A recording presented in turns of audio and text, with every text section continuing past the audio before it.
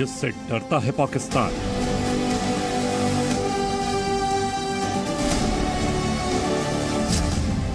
समंदर का रक्षक वही, पहचान नई।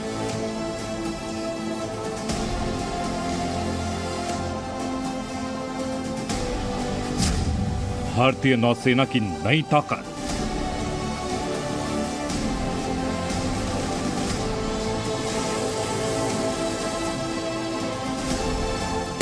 हम अभी IAC-1 यानी इंडिजिनस एयरक्राफ्ट कैरियर 1 के डेक पे हैं। ये भारत के सबसे शानदार डिफेंस इंजीनियरिंग की एक एग्जाम्पल है और हम IAC-1 के डेक से और IAC-1 से आपके लिए सी मीडिया के व्यूअर्स के लिए एक बहुत शानदार और स्पेशल रिपोर्ट लाने वाले हैं। समंदर पर तैरता है विशाल एयरबेस।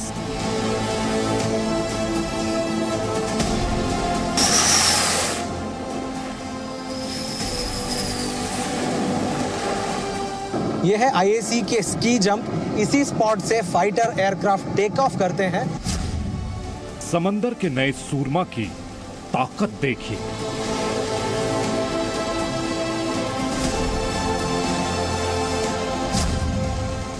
हिंद का सागर प्रहरी INS विक्रांत।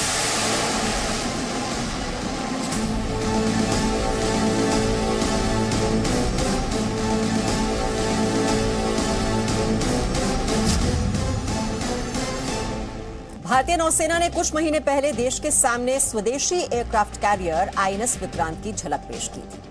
ये एयरक्राफ्ट कैरियर आत्मनिर्भर भारत की नई पहचान है, क्योंकि इसे पूरी तरह से देश में ही तैयार किया गया है। तकनीक से लेकर कलपुर्जों तक, यहां तक कि जहाज में इस्तेमाल होने वाला स्टील भी भारत का है।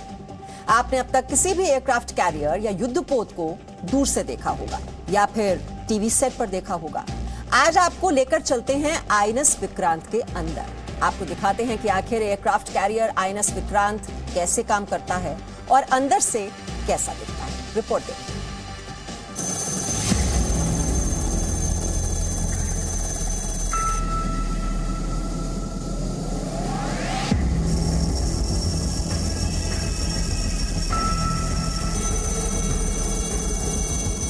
दो 262 मीटर लंबा, 15 मंजिल ऊंचा और 40,000 टन वजनी। ये है समंदर का नया प्रहरी INS Vikrant.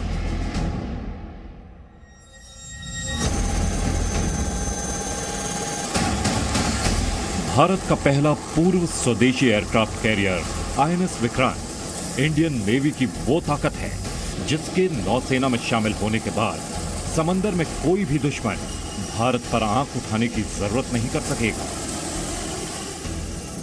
INS Vikrant aircraft carrier को समंदर पर तैरता एयरबेस कह सकते हैं, क्योंकि इस युद्धपोत पर लड़ाकू विमानों और फाइटर हेलीकॉप्टर की तैनाती होगी। एक अनुमान के मुताबिक 30 एयरक्राफ्ट तैनात किए जा सकते हैं। इतने एयरक्राफ्ट तो एयरफोर्स के एयरबेस पर तैनात किए जाते हैं, लेकिन भविष्य में इस made in India aircraft carrier पर तैनात होंगे।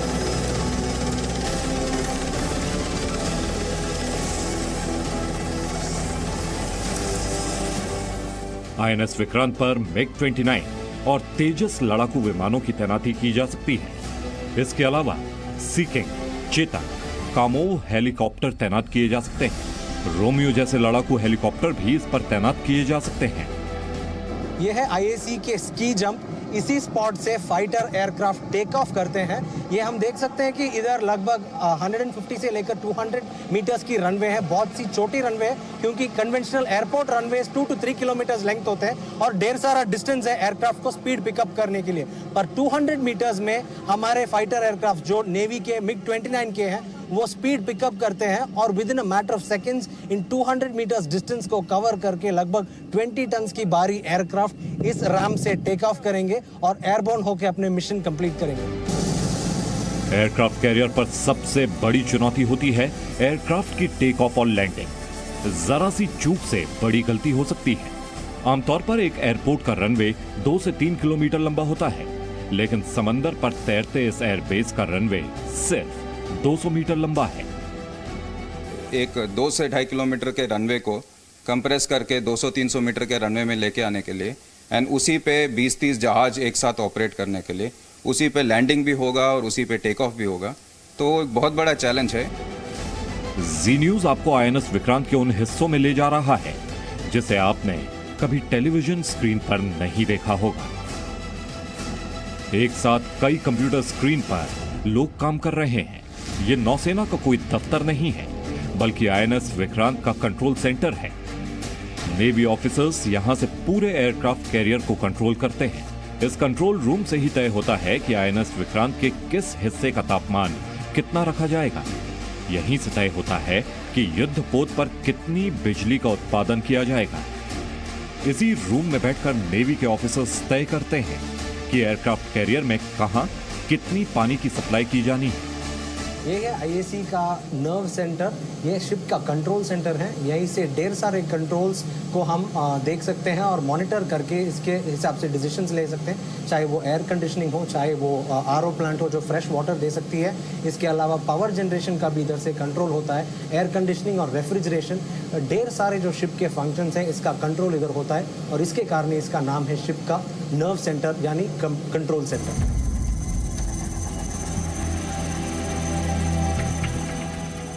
आईएनएस विक्रांत को कोचीन शिपयार्ड में तैयार किया गया है और ट्रायल के बाद अब इसी शिपयार्ड में लंगर डाले हुए हैं। समंदर के इस नए शहंशाह की कई खूबियां हैं जिन्हें आप जानेंगे तो आपका सीना भी गर्व से चौड़ा हो जाएगा। देश के पूर्व स्वदेशी एयरक्राफ्ट कैरियर में बिजली और ऊर्जा जरूरतों को पूरा करने के लिए इस युद्धपोत पर बिजली का उत्पादन भी होता है। आईएनएस विक्रांत का बिजली उत्पादन की क्षमता का अंदाजा आप इस बात से लगाइए कि इसे जरूरत पड़ने पर कोची शहर को बिजली सप्लाई की जा सकती है। यही है आईएसी 1 का इंजन और प्रोपल्शन रूम। यहाँ से कंट्रोल होता है आईएसी का इंजन और पावर जनरेटर। इंजन से टरबाइन चलती है और टरबाइन के कारण ही शिप 20 से लेकर 30 nautical mile per hour speed पे जा सकती हैं। और इसके अलावा इनकी जो पावर जनरेशन सिस्टम है एक्सट्रीमली सोफिस्टिकेटेड है कि इसका इतना पावर जनरेशन कैपेसिटी है कि इस जहाज में जो पावर जनरेट होती है इसको अगर ग्रिड पे डाला जाए तो पूरा कोची सिटी जहाँ इनका मैन्युफैक्चरिंग और फैब्रिकेशन हुआ है, इस शिप का पावर कोची सिटी को ही पावर कर देगा और इतना पावर इस शिप जनरेट करता है आईएसी 1। आईएनएस विक्रांत पर एक सब स्टेशन भी बनाया गया है जहां से पूरे एयरक्राफ्ट कैरियर पर बिजली की सप्लाई की जाती है। समंदर पर तैरते इस सब स्टेशन में जितने भी कलपुर्जे या सामान लगाए गए हैं वो पूरी तरह से स्वदेशी हैं। ये इस जहाज की पावर जनरेशन की डिस्ट्रीब्यूशन सेंटर है, यानी हम सब स्टेशन कह सकते हैं नॉर्मल लैंग्वेज में। जो इस शिप में पावर जनरेट होता है ये इस स्टेशन से कंट्रोल हो सकती है और इस स्टेशन से ये पूरे शिप में के डिफरेंट कंट्रोल्स और डिफरेंट पैरामीटर्स के लिए पावर यहाँ से डिवाइड होता है। और हम देख सकते हैं कि ये पूरा जो इक्विपमेंट है ये मेड इन इंडिया है। आप जो पावर के कंट्रोल्स हैं ये पूरा मेड इन इंडिया इक्विपमेंट है और इससे हमें ये पता लगता है कि इतना है भारत का मैन्युफैक्चरिंग कैपेसिटी इंडिजिनस में जो करने का, और इससे हमें पता लगता है कि आत्मनिर्भर भारत की एक्चुअल मीनिंग। आईएनएस विक्रांत को चलाने के लिए 4 गैस टरबाइन लगाए गए हैं जिससे 90 मेगावाट की ऊर्जा पैदा होती है, जिससे विक्रांत समंदर में आगे बढ़ता है। इस एयरक्राफ्ट कैरियर में इतना ईंधन मौजूद है जिससे यह भारत की कुल समुद्री सीमा जो करीब 7,500 किलोमीटर है उसका दोबारा चक्कर लगा सकता है। फिलहाल इस पूर्ण स्वदेशी दुश्मन संघारक का समंदर में ट्रायल चल रहा है, जिसके बाद आईएनएस विक्रांत देश सेवा के लिए सरहदों पर तैयार होगा। सिद्धार्थ एमपी, जी मीडिया, आईएनएस विक्रांत। भारत के पूर्ण स्वदेशी एयरक्राफ्ट कैरियर को बनाने का सपना 1999 में देखा गया था जो 2021 में पूरा हो सका। चाहे तकनीक की बात हो या फिर कलपुर्जों की बात, आईएनएस विक्रांत में हर चीज स्वदेशी है। आईएनएस विक्रांत नाम से पाकिस्तान वैसे अच्छे से परिचित होगा क्योंकि आज से करीब 50 साल पहले 1971 के युद्ध में पाकिस्तान को हराने में सबसे बड़ा रोल आईएनएस विक्रांत का ही था। हालांकि वो विक्रांत तो अब मौजूद नहीं है, लेकिन उसके नाम को बरकरार रखते हुए एयरक्राफ्ट कैरियर को आईएनएस विक्रांत नाम दिया गया है।